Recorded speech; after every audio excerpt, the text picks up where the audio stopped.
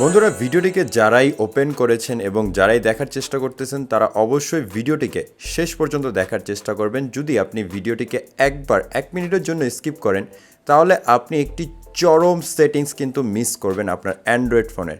দেখুন আমি আমার হোয়াটসঅ্যাপটাকে এখানে ওপেন করার পর কিছুদিন আগের চ্যাটিং আমি আপনাদের দেখাচ্ছি এবং আজকের চ্যাটিং আপনারা দেখুন আমি এখান থেকে কিন্তু সুন্দর ইমোজি সেট করেছি এবং তাকে আমি ইমোজি সেন্ড করেছি এবং আমি যে লেখাটি লিখছি হাই বেবি সেটাও কিন্তু স্টাইলিশ লেখা লিখেছি, হ্যালোটিও স্টাইলিশ লিখেছি, আমার সব এটাও স্টাইলিশ লিখেছি। তো এরকম চাইলে কিন্তু আপনিও আপনার ফোন থেকে সেন্ড করতে পারবেন।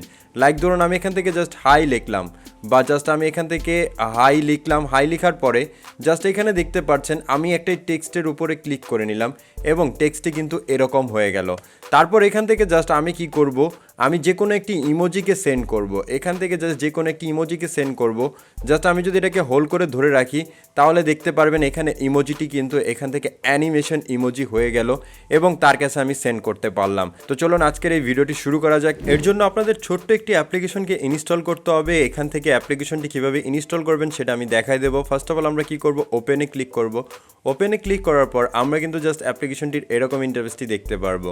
আমরা এখান থেকে জাস্ট কী করব, কিবোর্ড সংরক্ষণ করুন বা সক্ষম করুন এটার উপর ক্লিক করে নেব। ক্লিক করার পর এখান থেকে জাস্ট আমরা বাংলা কিবোর্ড ভারত এই অপশনটি দেখতে পারবো, এটাকে জাস্ট একবার অন করে নিব। আমরা এখান থেকে এটাকে যখনই অন করব ওকে চাইবে আমরা জাস্ট ওকেতে ক্লিক করে নেব।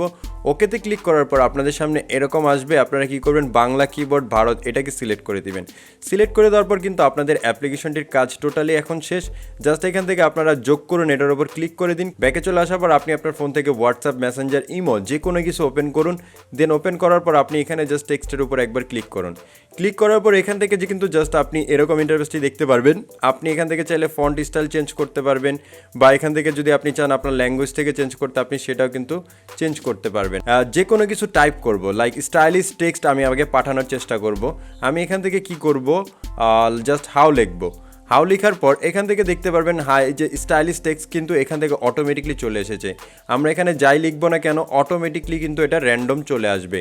এখান থেকে দেখতে পাচ্ছেন একবার এটা লিখলাম, দেন হলুদ কালার আসলো, দ্বিতীয়বার যখন লিখবো তখন এটা সাদা আসবে। তো এখন আমরা দেখব কিভাবে ইমোজিকে সেন্ড করতে হয়। ইমোজিকে সেন্ড করার জন্য এই যে ইমোজি বাটনটা দেখতে পারবেন এটার উপর কয়েকবার ট্যাপ করে ধরে রাখবেন বা হোল্ড করে ধরে রাখলে দেন এখান থেকে বিভিন্ন ধরনের ইমোজিগুলো দেখতে পারবেন।